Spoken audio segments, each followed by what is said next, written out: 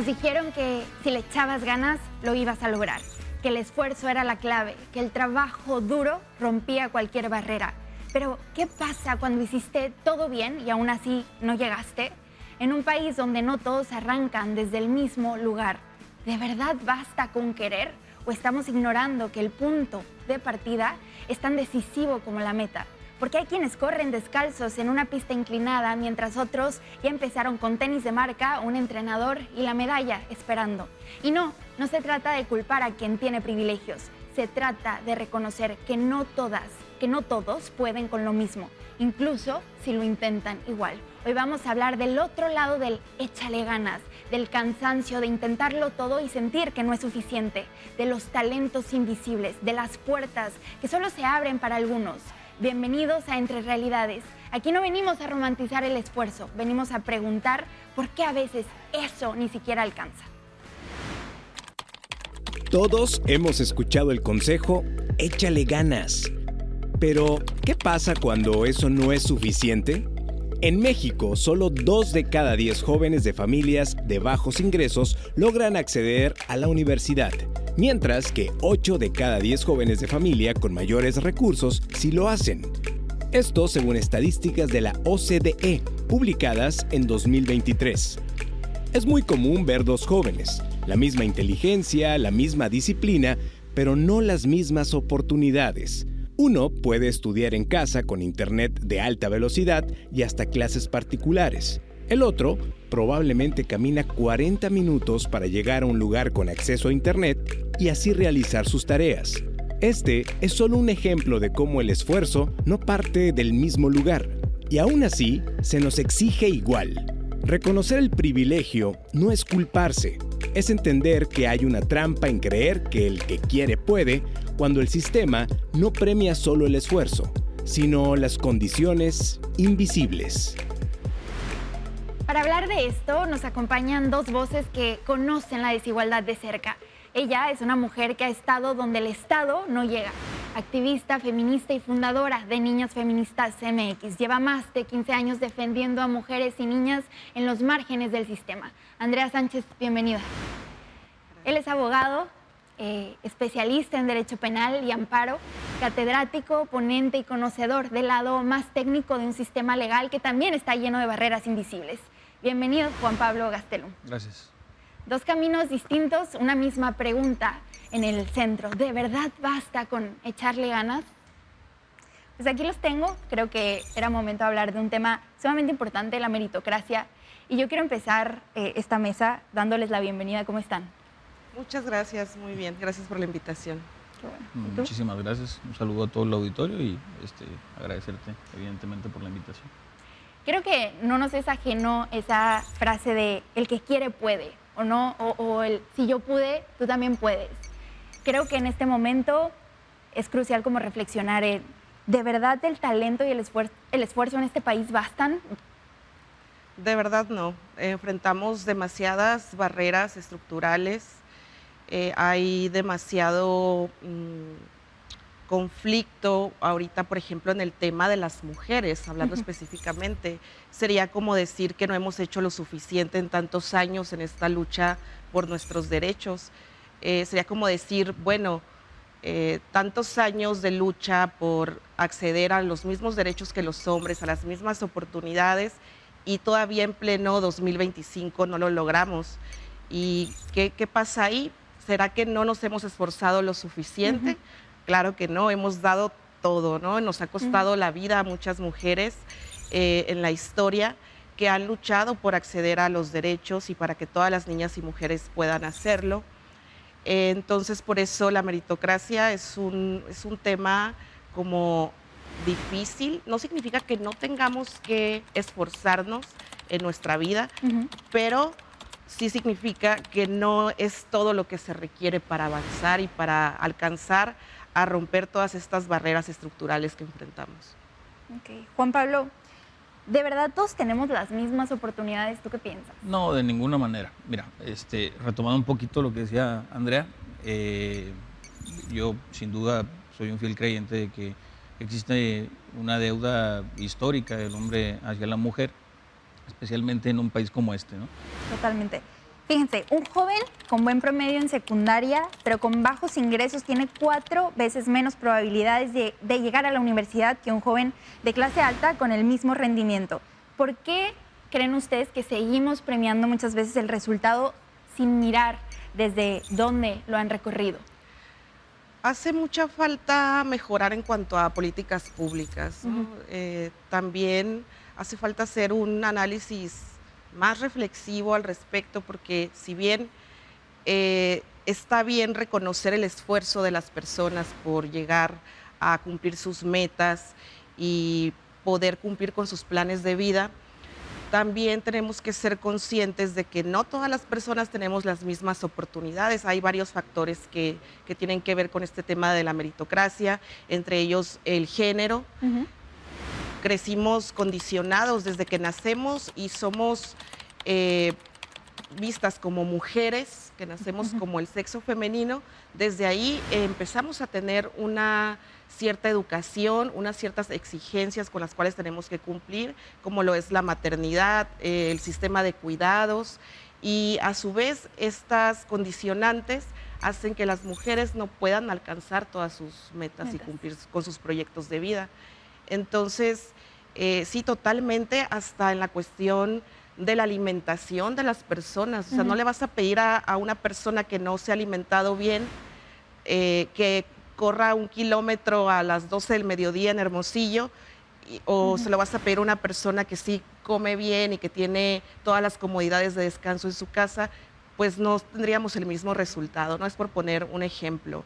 Entonces, sí, es importante como abrir un poco nuestra mente y dejar a un lado esta idea de que el pobre quiere porque quiere, o no porque seas mujer eres una víctima. Se dice mucho que las feministas buscamos que se inviertan los papeles, ¿no? Y que se discrimine ahora a los hombres. Eso no es lo que busca el movimiento feminista. Lo que busca es que las mujeres y las niñas tengan acceso a las mismas oportunidades, a los mismos derechos que los hombres. ¿Qué tanto nos afecta ese discurso y esta narrativa que lo escuchamos siempre, por más que digamos como nos educamos y reflexionamos acerca de esto, lo seguimos diciendo muchas veces de el pobre es pobre porque quiere? ¿Por qué es tan importante deshacernos de ese sesgo y empezar a cambiar la narrativa? Es importante porque no solo estamos nosotras viviendo este presente, ¿no? Sino todas estas generaciones que vienen de niñas, nuestras hijas, y las hijas de nuestras hijas tienen que tener mejores oportunidades y conocer otras narrativas, otras formas de ver posible la manera de vivir, no solo condicionadas a estos estereotipos de género que nos relegan a la casa, al sistema de cuidados, a la maternidad. No todas las mujeres desean ser madres, no todas las mujeres desean ser esposas o cumplir con estos estereotipos que se nos enseñan desde niñas. Entonces es muy importante que desde casa, nosotras las mujeres que estamos cerca de otras niñas, empecemos a cambiar estas narrativas. Juan Pablo, 7 de cada 10 jóvenes mexicanos repetirán el mismo nivel educativo que sus padres. ¿Tú crees que la educación sigue siendo la llave para salir adelante o ya solo es como una puerta que se cierra cuando muchas veces no tienes la copia correcta? Mira, no es la intención de dar una narrativa que nos devuelva a la era arcaica, ¿no?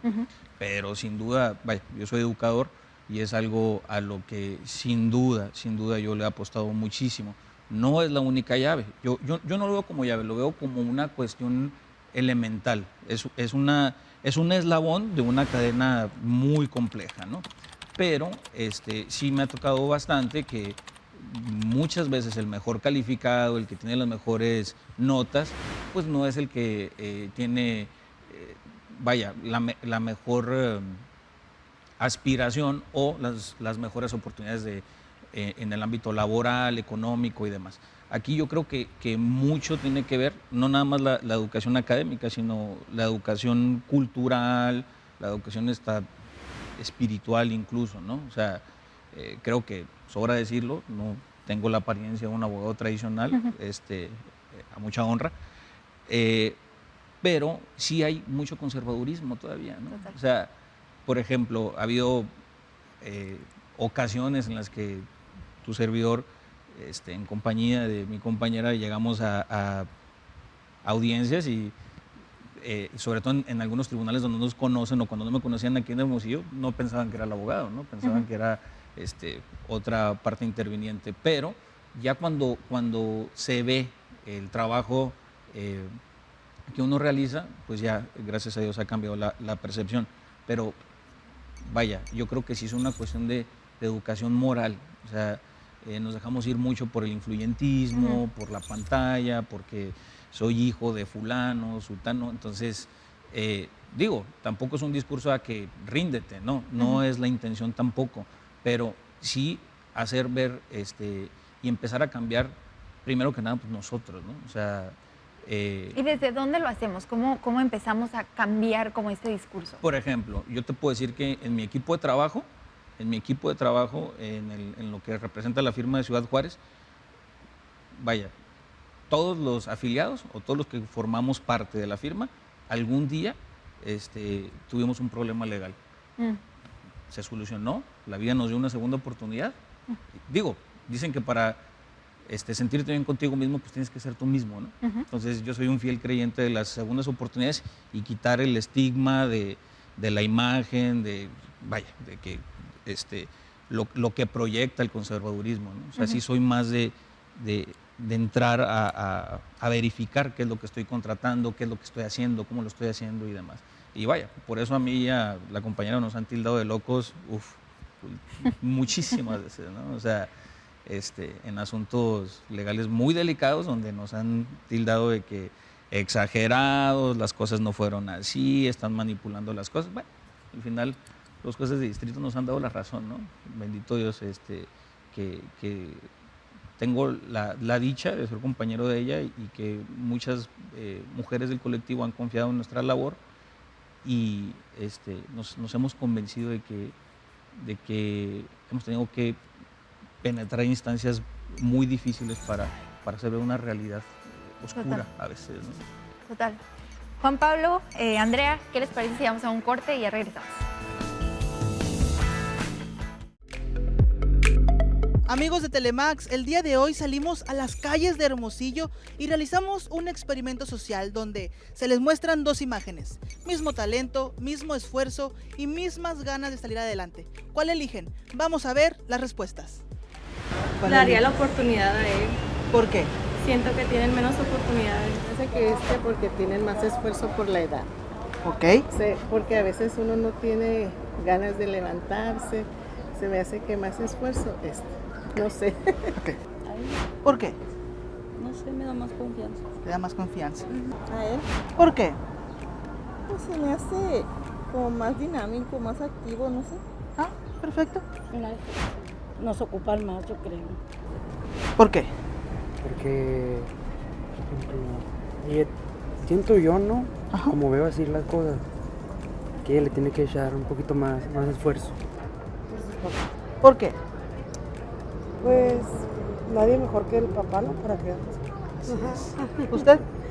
Pues sí. Pues ella, ¿no? ¿Por qué? Porque se debió haber esforzado más, porque no tienen la misma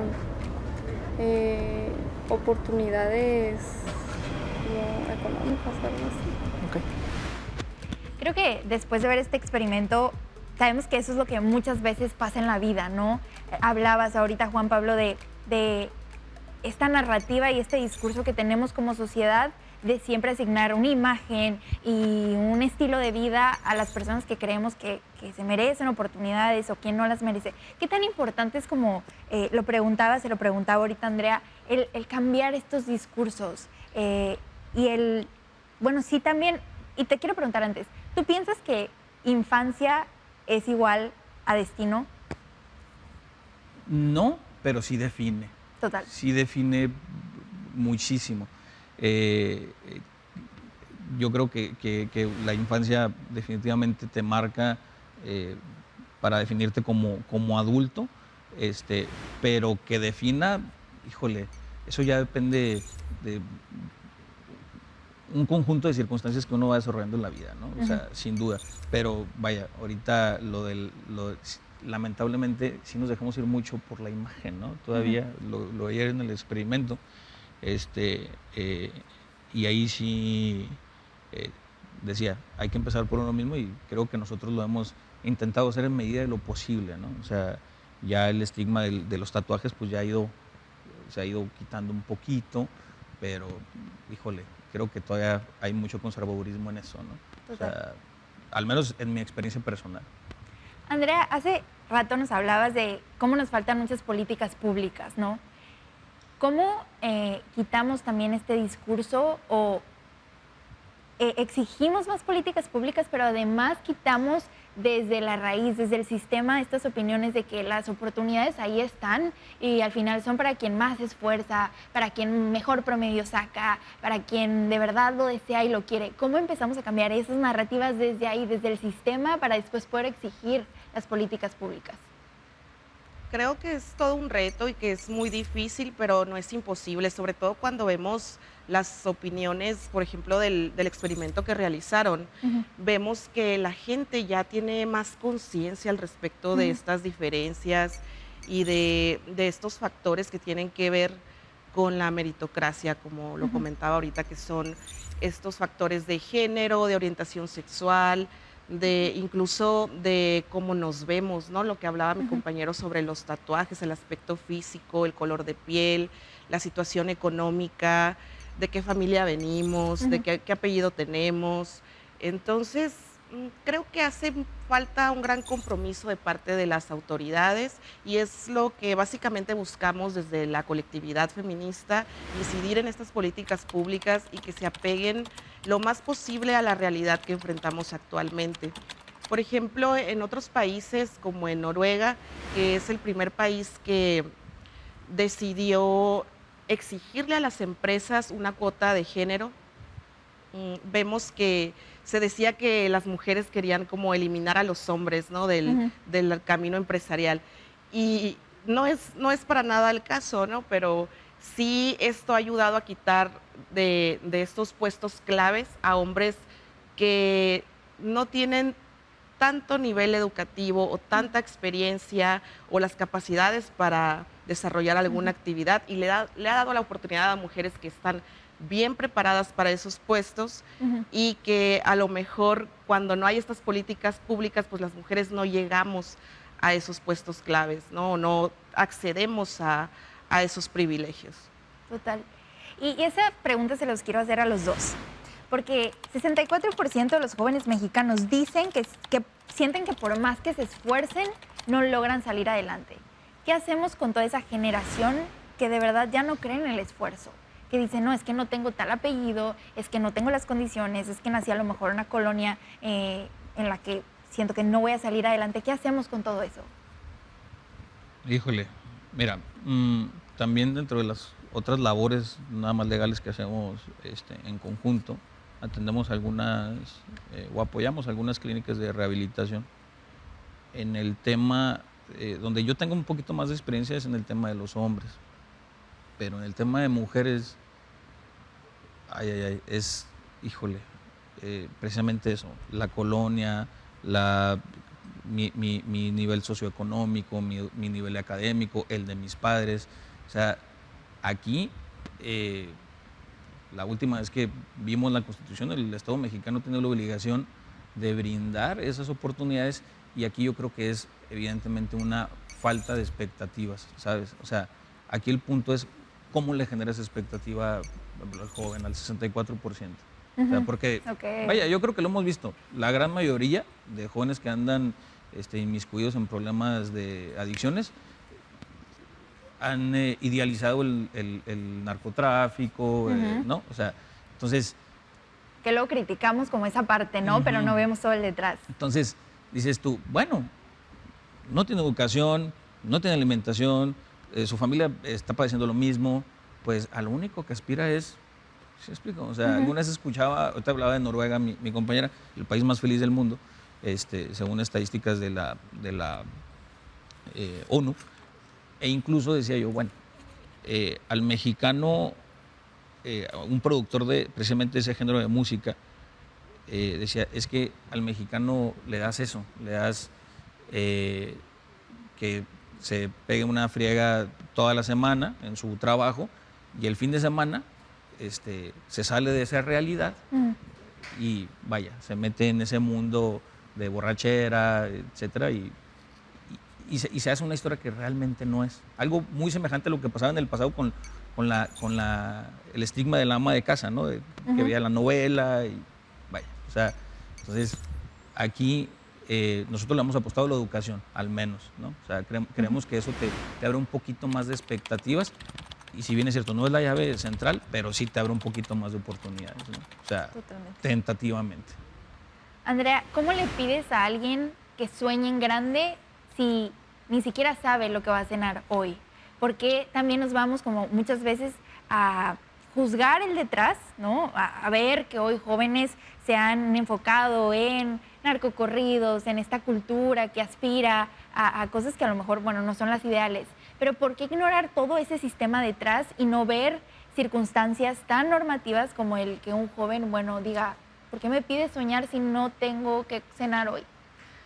Pienso que definitivamente eso hay que descartarlo, ¿no? Hace falta mucha sensibilización hacia el sistema educativo, el sistema de salud, hacia nuestro sistema de leyes, de que estas políticas públicas sean más sensibles y más realistas, porque no alcanza todo este esfuerzo que hacemos, este movimiento feminista, por ejemplo, no es suficiente, no alcanza. Entonces ocupamos un verdadero compromiso de parte de las autoridades. Sin ese compromiso es muy difícil cambiar estas estadísticas, ¿no? Estas estadísticas donde desgraciadamente estos jóvenes ya no tienen motivación para hacer las cosas, para salir adelante. Y pues es algo muy triste, ¿no? Es una realidad muy triste que afecta también en el sistema de salud, o sea, en cuanto a las enfermedades o trastornos mentales, en cuanto a las adicciones. Entonces sí, es algo como muy importante que se está dejando de lado, en lo que no se está trabajando, y me parece que es muy importante que se realice este cambio en las políticas públicas. Total, y luego, ¿cómo hablar de meritocracia cuando también el sistema muchas veces no te ve como parte del juego? Creo que ahorita sí hablamos de un porcentaje de población como de jóvenes que, ok, han perdido esta capacidad o esta esperanza de soñar, pero también hoy tenemos un dato de en México solo el 3% de estudiantes indígenas logra terminar una carrera. Entonces, ¿cómo hablamos de meritocracia muchas veces si este sistema y toda la estructura no te considera parte del juego? Es que al final de cuentas, vaya, es la sociedad civil la que hace las cosas, ¿eh? O sea, eso a mí me queda perfectamente claro. De todas las personas que yo he conocido que se han rehabilitado, ninguna le hizo en un centro penitenciario, en una comandancia policíaca, en el Ministerio Público, en un centro penitenciario federal, en una celda de migración. La verdad es que no fue ahí. Y vaya, en mi familia mi abuelo era inmigrante, fue un niño salvadoreño que llegó a México a los 11 años, y vaya. Pero igual, ¿no? El movimiento feminista, ¿quién ha hecho las cosas? La sociedad civil, al final de cuentas, ¿no? Entonces, aquí yo creo que eso es lo que nos hace falta un poquito más, esta unión civil, que cuando México o la sociedad mexicana se une en esta cuestión civil, pues ahí vemos el ejemplo que dimos, por ejemplo, en el terremoto, ¿no? O sea, fue la sociedad civil, sin, vaya, hacer un discurso antigobierno, ni mucho menos. O sea, creo que a veces poco o nada se ha necesitado el gobierno para que se hagan movimientos estructurales muy radicales en México. Ya otra cosa es que la bandera se la cuelgue evidentemente alguna autoridad, ¿no? Pero esta unión fraternal sociedad, esa es la que va a hacer la diferencia. O sea, lo he visto, lo vi contigo, niñas feministas. O sea, era la unión, ver la unión de niñas es algo conmovedor. O sea, y dices tú, son niñas. Total. Y creo que también mucho tiene que ver con devolver un poco en estas medidas de reinserción, en estas medidas de entrar a los lugares que muchas veces no se ve.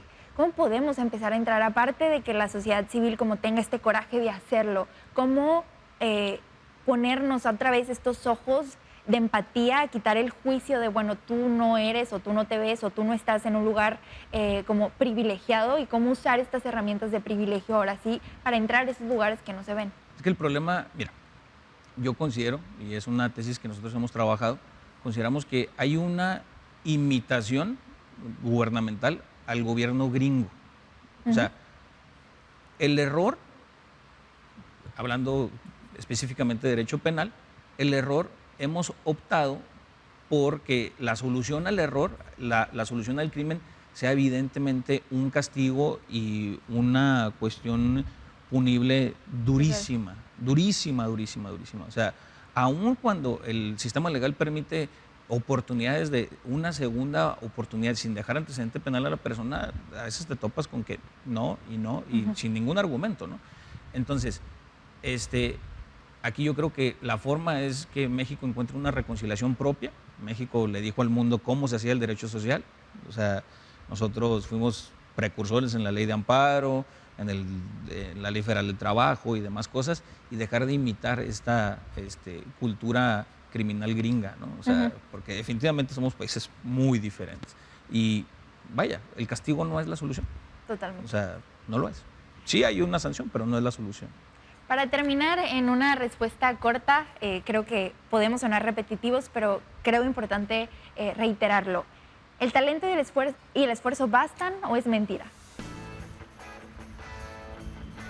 No es la totalidad. Ok. Andrea.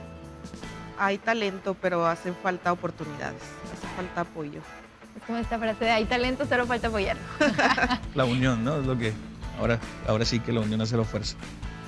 Andrea, Juan Pablo, muchísimas gracias por acompañarnos en este episodio. Nos vemos en el próximo. Muchas gracias y hasta luego.